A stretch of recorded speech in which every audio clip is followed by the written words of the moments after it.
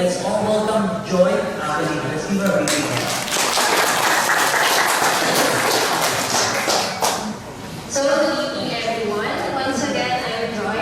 And thank you sir for that wonderful introduction. In addition, I would like to add that I'm currently taking up my graduate studies at UP Diliman in the degree of computer science. I'm taking up the advanced database systems Ransomware, and I think that data science is a promising field in the field of computer science.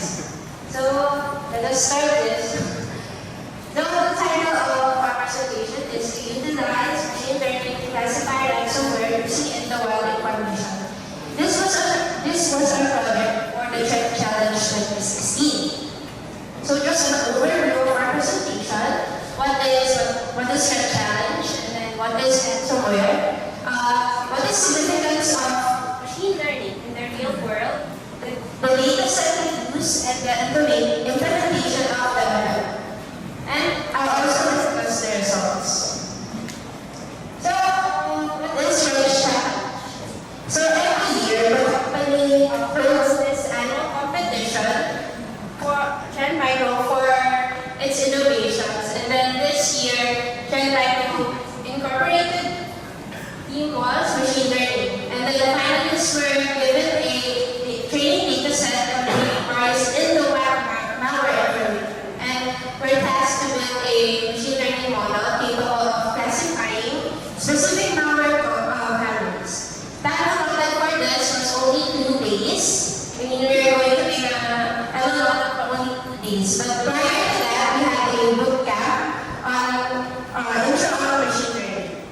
That was 3 days, so 5 days total. So as you can see here, this is the final round. The elimination round comprised of 12 teams and only 6 teams fought for the final round. There were 2 parts in the final round. First is the implementation proper. We made the ML model as well as the presentation. And the presentation, we presented it in front of judges and company executives on the company's annual conference, which is Shift Customs. And then the top team was announced the day before the presentation. So can you imagine how nerve-wracking that was to prepare for the presentation the night before? Then I would also like to add that Sir Isaac Reyes was also one of the judges. Then thankfully, we came in first as champions for this year's Threat Challenge. Our team name, by the way, was Squirtle Squad. The one on the left, this is Sir Max Cheng, the Executive Vice President of Trend Micro. And then the one on the red post is our coach, Coach Erwin. And this is us, Squirtle Squad. Yay! So, objective of Threat Challenge for 2016 was to classify malware into 5 families. It would be ransom lucky, ransom server, ransom matrix, and also crypto. And then we also have unknown. We don't know if it's malware or not, or if it belongs to one of those families. So we'll categorize it as unknown. But first, let me define what is ransomware, since it's in the title slide, as well as the objective for the Threat Challenge. So ransomware is a type of malware that either encrypts users' files or limits the user from accessing the system and until they pay a ransom to the attacker. So just a brief history. It was first cited in Russia as PGP coder. PGP coder per se is not yet ransomware. It's just a Trojan that encrypts. And I think this is the start of encryption technique as a type of payload for the Trojan. And then, well, its ransomware bar spread across Europe in very well. It had a Euro view. Next. In 2013, Cryptlocker was discovered, military-grade encryption, and Tor, the use of deep web, became common among ransomware for the victims to pay ransom to the attackers. So here is a projection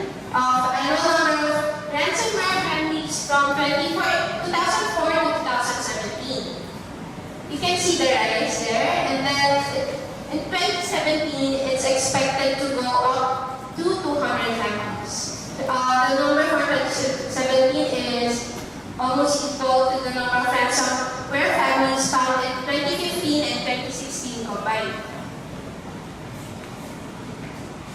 Let me illustrate types of ransomware. First would be the backcryptor. Well, the backcryptor encrypts your files.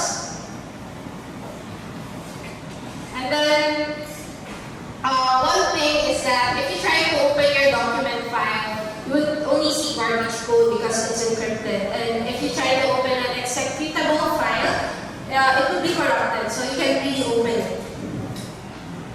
Another is the lock screen.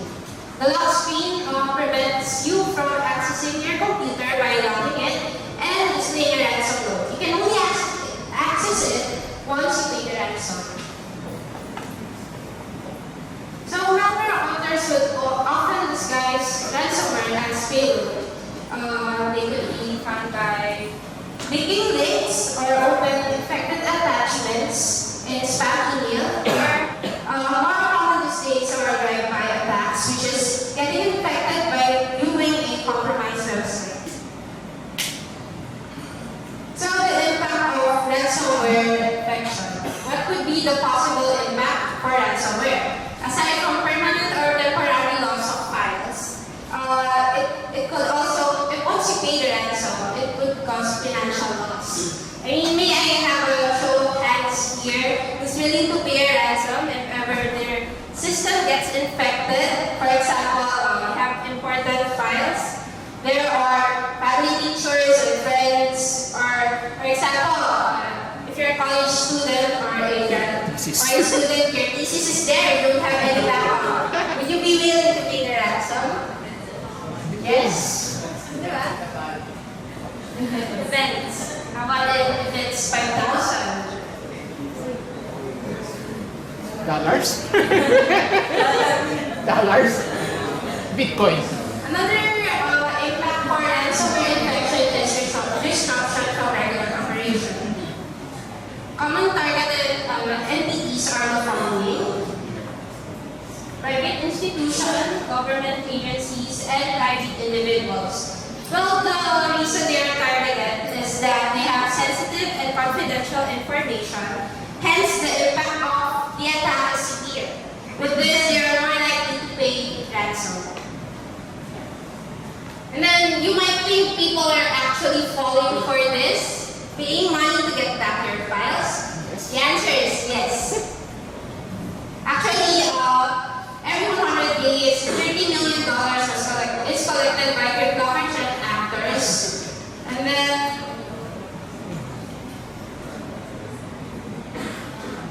a hospital from LA paid a ransom amounting to $17,000 US to get back their information. Of course, it's sensitive data.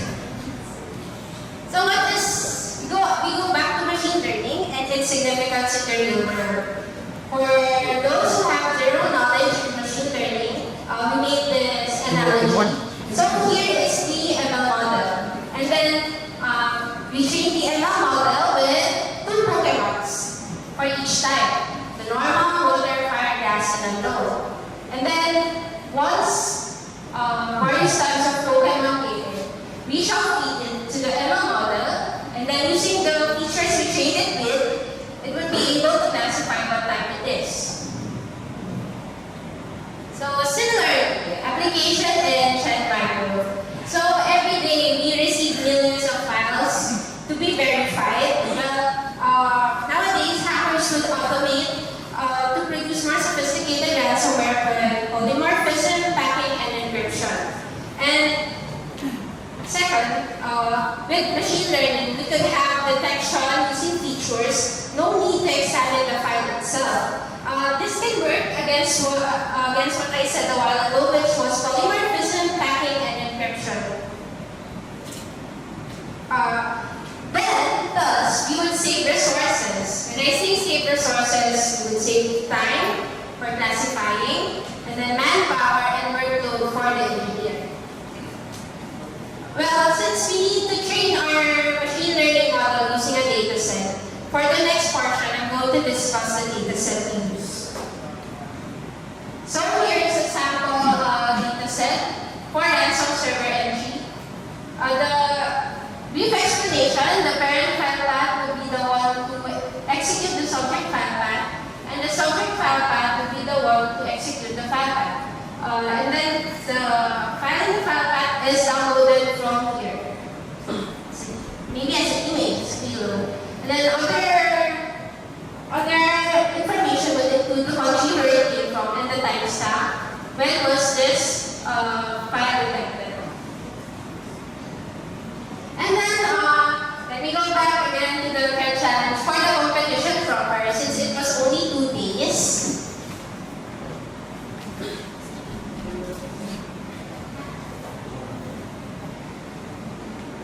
We are experiencing some technical difficulties.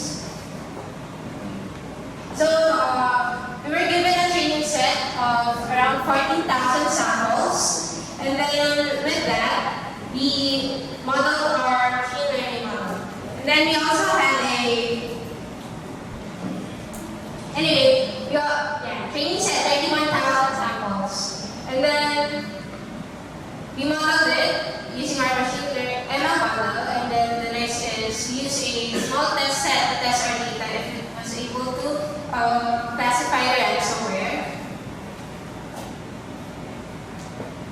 And then 2 hours before the end of the competition, we were given a larger data set with 33,612 samples. We understood that the big data set and small data set combined, small test set and big test set combined is bigger than the training set, which is makes it more difficult to classify.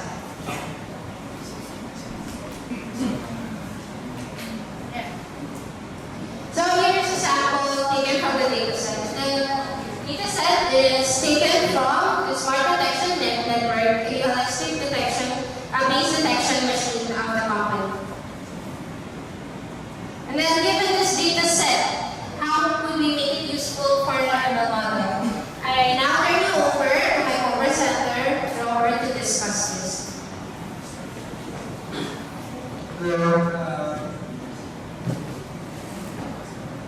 Thank you, Joanna. Good evening, everyone. So, I'm Robert. Currently, I'm working in clustering malware samples based on their behavior using a supervised learning. But that's a different thing.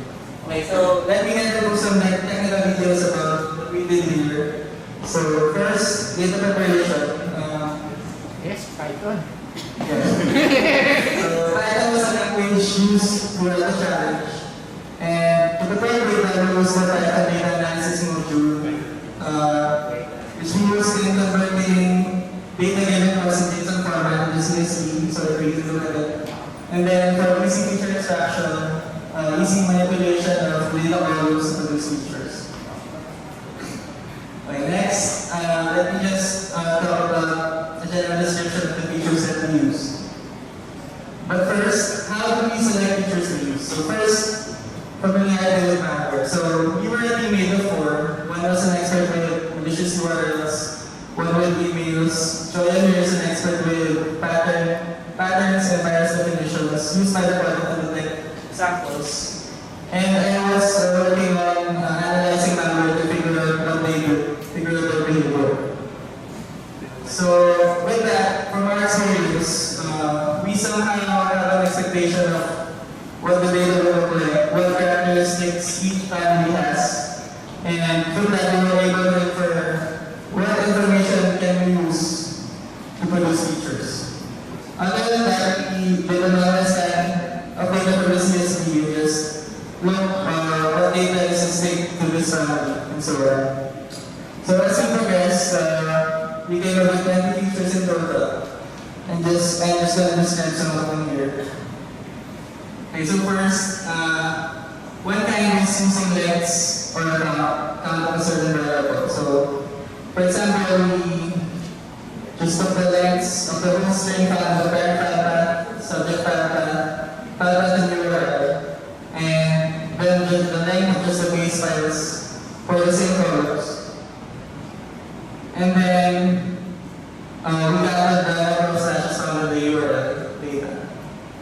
Another kind is checking for conditions. So we just check, for example, if the file found in the Tacbad is located in temporary folders, or if URL is an IP address.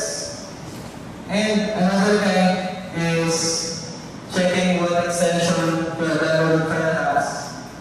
And then another kind again is just looking if some of the data contains certain strings. So most of these we just figure out by when looking at the CSV. So, for example, if the subject file path contains a rich S32 string, or if the base file in the file path contains a red string. Okay. Next, how do we train our model and evaluate our model? So first, use this famous library scikit-learn contains a lot of classifiers. So use this to add a number of classifiers, to evaluate classifier performance, and to find optimal parameters for those classifiers. And just to speed things up a bit because we were at the time pressure, we use Tacbad to save a classifier in our file. With this, we then need to read a classifier every time that we use it. Then, so for model evaluation, we use cross-validation, or specifically the cross-val score function in scikit-learn. So this automates testing with a number of training set and test set sticks. So for example, we can split our training set into 5 folds, then evaluate the model using each fold as a test set. So this allows the use of the whole training set for learning, and then it's overfitting, which means that we can see how the model will perform when used on a different data set. So as for our process, how we use this is, every time that we add or modify a feature, we then use cross-validation to measure the performance of the model. So we can see if the addition or modification that we did actually helped the model before proceeding, and then if it does not, we just discard it before proceeding with feature exception. Next, to show our parameters, we use gate searching, or the gate search CD function in scikit-learn. So this allows fitting and sorting out the model using data parameters. So some classifiers work well with the default parameters, but for some, choosing the right parameters has a great impact. Basically, this is used to try out a set of parameters and then evaluate for those using all those parameters, but take the optimal ones. So as for the process, the first calculation we use it continuously throughout the challenge, but for this one, we only use it a few times. So after feature extraction, the process actually will go. We use gate search on a number of algorithms.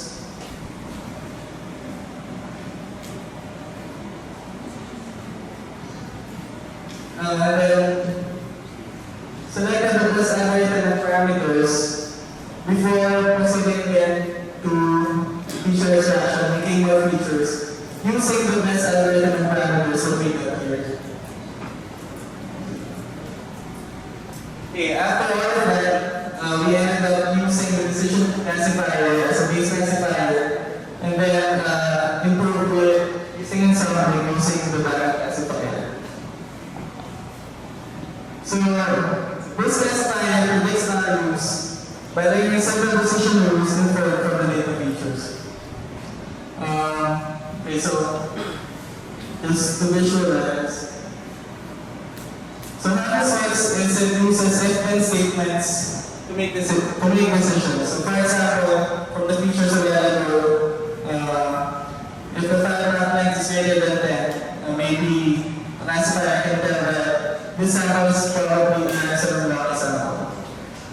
So it filters the questions is the best name, but that won't be enough. So it will use this process and creates a lot of splits until the results of each branch only contain samples from a single class.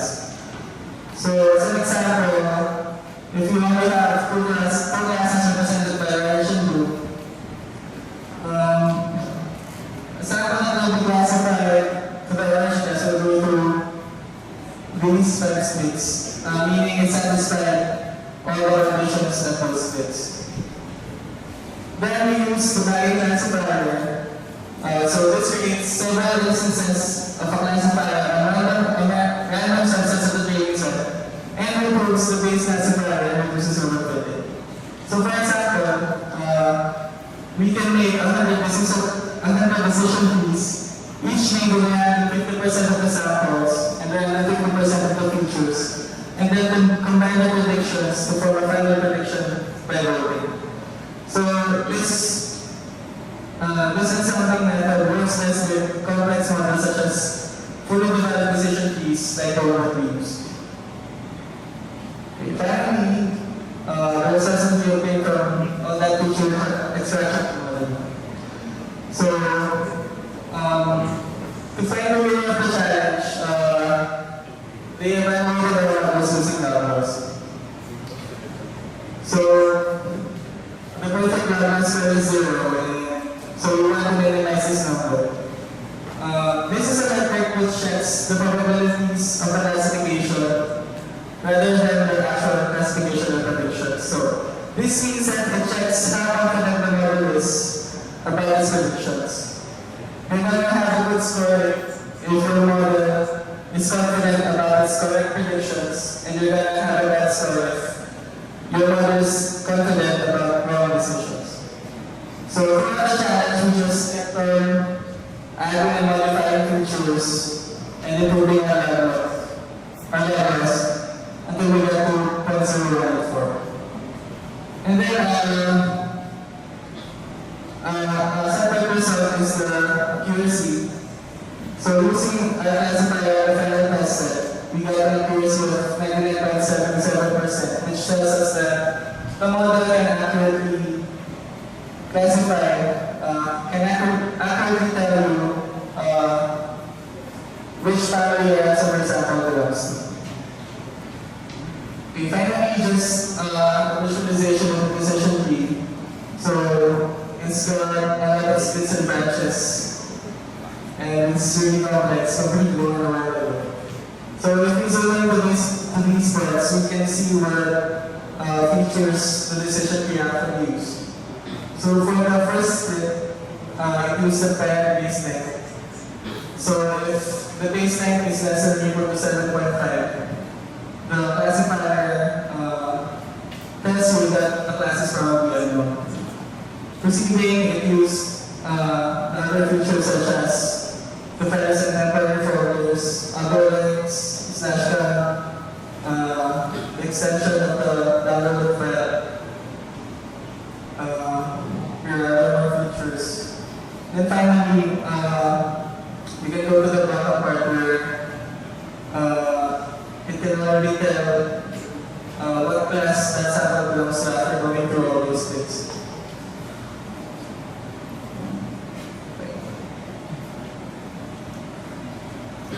Finally, we will meet on my partner Joya again for our key takeaways from this challenge.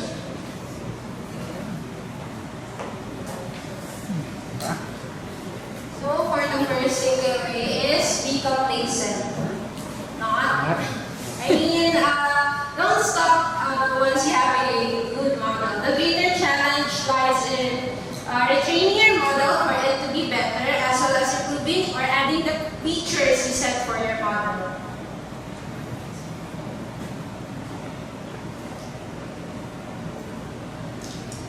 Okay, the next is machine learning. Machine learning is very accessible. So we did this for 2 days, and before this, we just had a bootcamp for 2 days. And then, other than that, we just did some self-study. And given this data set, we got a good level score and accuracy. For those of you that haven't started trying out machine learning, a lot of very accessible references, tutorials in the internet, and if even with just a little effort, you can start and actually see some results. Next. So for our last takeaway, it would be mentioned a while ago, our team comprises of people from different teams. It greatly helped with the implementation of the MLR. I think that if one of us is not in this team, we won't be able to win this competition. And then another important thing is to have a designated role in the team. For the competition, one is the programmer. And then another is making the PowerPoint since it should be made during that 2 days. And then while the other is finds the patterns or creates the features using regex. And then there's the presenter, that's me. A lot of pressure then. So thank you.